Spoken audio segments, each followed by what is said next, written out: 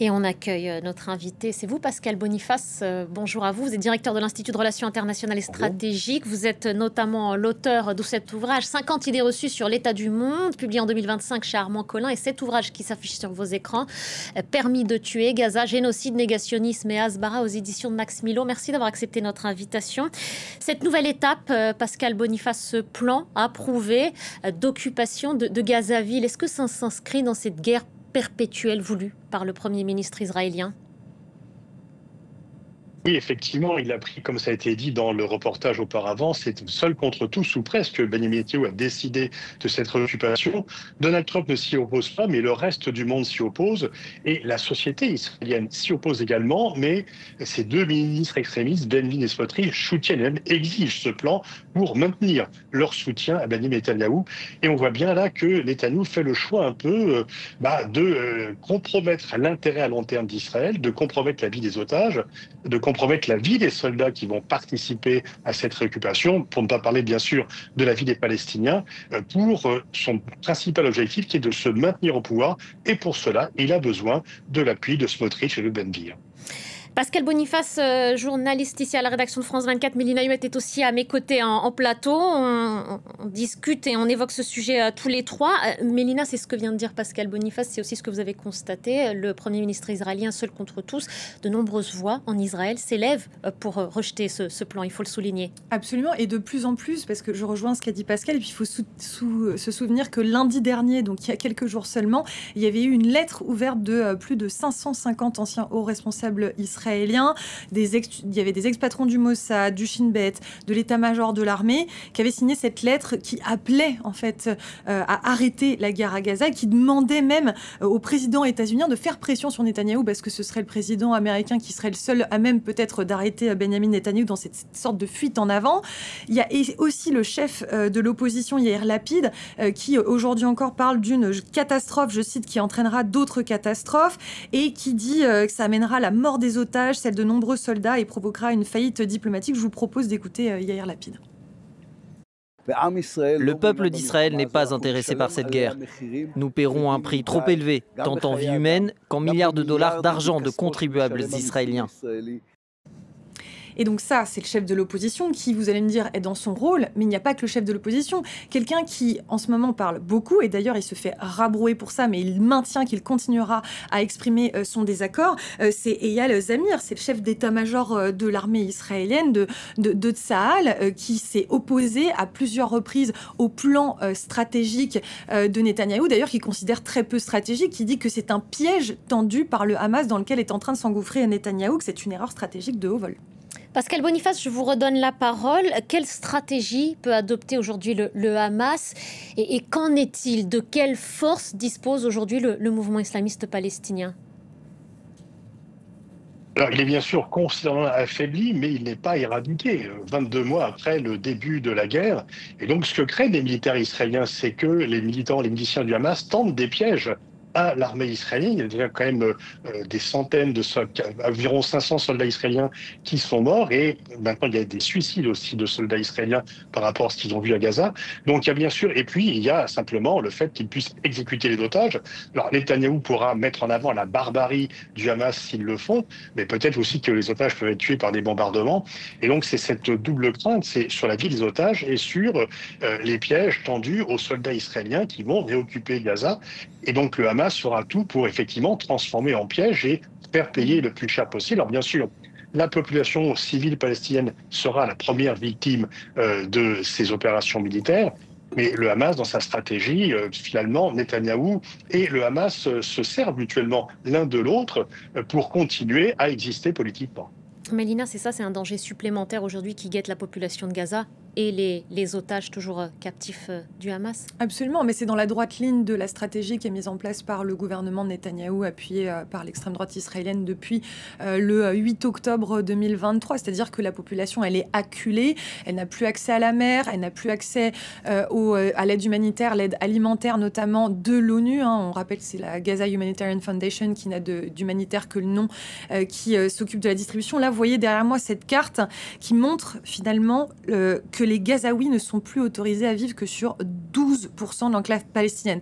On cite souvent le chiffre de 75% des territoires sur Gaza qui sont occupés par l'armée israélienne, mais en fait, 12% de la population n'est autorisée à vivre que si c'est les zones blanches que vous voyez juste derrière moi. Pourquoi ? Parce que le reste, c'est soit occupé par l'armée israélienne, soit c'est sous ordre d'évacuation. C'est-à-dire que quand il y a eu le précédent cessez-le-feu, qui a été interrompu unilatéralement par Israël en mars dernier, il y a eu depuis ce cessez-le-feu jusqu'à 50 ordres d'évacuation. On ne sait pas, tout à l'heure on parlait de 800 000 personnes qui sont retournées à Gaza City ou qui y vivent. On ne sait pas vraiment, en réalité c'est impossible d'avoir ces statistiques. On sait qu'il y a des populations qui ont été déplacées, qui se sont déplacées du nord au sud, du sud au nord, du nord au sud, du sud au nord de manière constante depuis quasiment 2 ans maintenant. Et c'est ce que cette population civile dénonce, parce qu'ils ne sont à l'abri finalement nulle part. Et puis, ce que disait Pascal Boniface est aussi vrai, c'est-à-dire que sur les 25% qui ne sont pas sous contrôle de l'armée israélienne, il y a la population civile gazaoui, et puis il y a les otages, ce qui fait dire quand même à peu près tout le monde que ce n'est pas vraiment la stratégie de Netanyahou. Ce qui l'intéresse, c'est pas vraiment de libérer les otages. On rappelle qu'il y en aurait une 50aine encore dans la bande de Gaza, dont une 20aine qui seraient décédés. Et puis, on parlait de l'aide humanitaire tout à l'heure.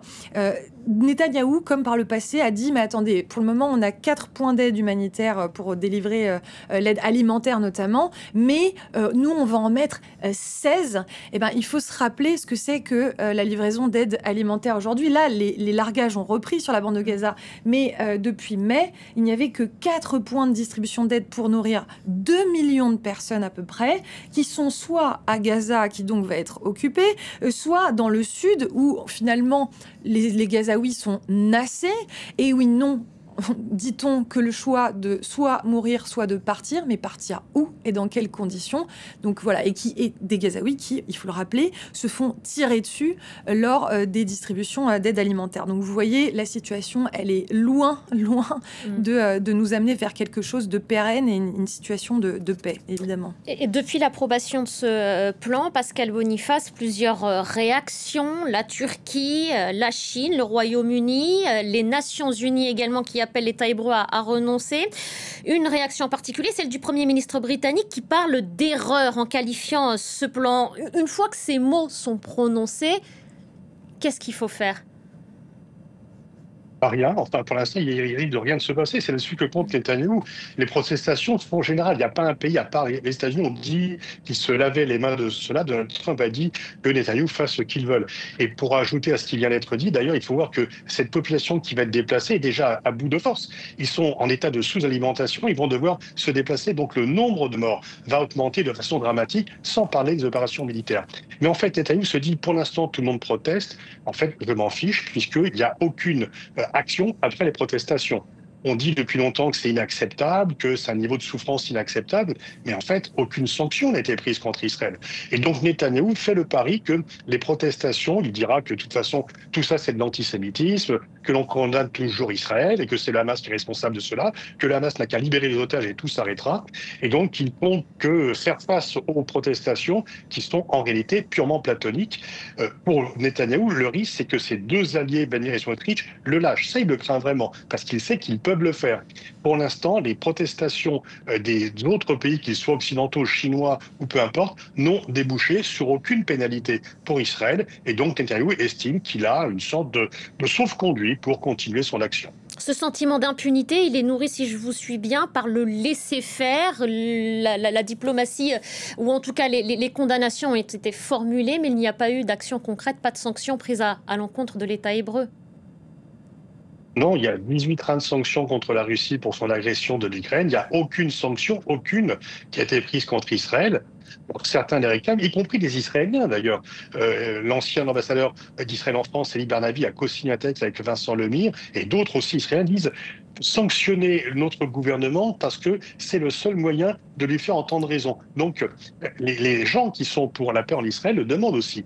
Mais il y a toujours cette ambivalence. Alors bien sûr, on peut dire que certains pays ne prendront jamais de sanctions contre Israël, les États-Unis, l'Allemagne, mais d'autres pourraient commencer à le faire. Et la France a lancé un mouvement diplomatique en reconnaissant la Palestine. Elle pourrait également lancer un mouvement diplomatique en prenant des premières sanctions contre des dirigeants israéliens par rapport aux compétitions sportives, par rapport aux accords commerciaux, par rapport aux visas qui sont délivrés. Mais pour l'instant, on n'en est toujours pas là. Est-ce que ce n'est pas un point de bascule d'annoncer ce déploiement de l'armée, cette occupation de Gaza-Ville, selon vous? C'est un nouveau point de bascule parce que les effets risquent d'être dramatiques en termes de nombre de morts, tout simplement. Une fois encore, les Gazaouis, il y a déjà des gens qui sont presque à l'état de famine. Comment vont-ils se déplacer? Et le déplacement, le ravitaillement est déjà pas facile. S'il y a en plus d'opérations militaires, le ravitaillement le sera encore moins et les combats vont faire des morts. Les combats vont faire des morts, donc l'image d'Israël va encore être plus dégradée qu'elle ne l'est. Mais Netanyahou, une fois encore, n'entend que son court-termisme, son intérêt à court terme, et il fait le choix. Il y a deux personnes qui comptent plus pour lui que le reste du monde, c'est Ben Gvir et Smotrich. Donc ses intérêts à lui au-dessus des intérêts de la sécurité et l'image de l'État d'Israël. Est-ce qu'il est en train d'isoler davantage son pays? Est-ce qu'il met aussi d'une certaine manière en danger les Israéliens de l'étranger en continuant cette fuite en avant? Oui, parce qu'il y a de plus en plus d'ailleurs des Israéliens qui sont en vacances, qui peuvent faire l'objet de mandats d'arrêt. Et tout ceci va bien sûr développer l'antisémitisme, on le sait bien. Et voilà, mais Netanyahou se nourrit de cela en disant, vous voyez, en fait, ça développe l'antisémitisme existe, et donc je fais le choix de ne pas en tenir compte parce que les gens ont toujours été contre nous et seule la force peut amener la sécurité et pas la négociation. Sauf qu'on voit bien que la force qu'il utilise depuis assez longtemps n'a pas amené la sécurité à Israël et aux Israéliens. Merci beaucoup Pascal Boniface. Merci d'avoir pris le temps de répondre à nos questions sur France 24. Merci beaucoup Mélina d'avoir aussi pris part à cet échange et à cette analyse.